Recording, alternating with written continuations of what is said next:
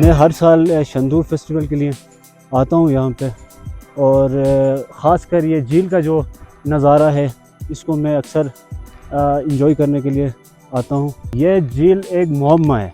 अक्सर मतलब लोग आते हैं, देखते हैं कि पानी यहाँ पे जमा है, और ये पानी कहाँ से आता है ये आज तक किसी को पता नहीं है। तो लोग कहते हैं कि लोग कहते हैं कि अक्सर ये पहाड़ों में बर्फ़ है, इसकी वजह से भी पानी आ रहा होता है, मगर ये देखा जाए तो चारों अतराफ जो है इसमें बिल्कुल प्लेन एरिया है, यहाँ पानी आने का कोई चांस नहीं है।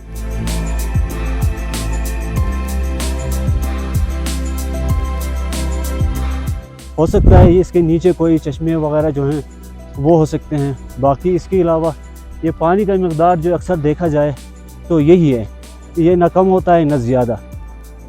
ये तम अक्सर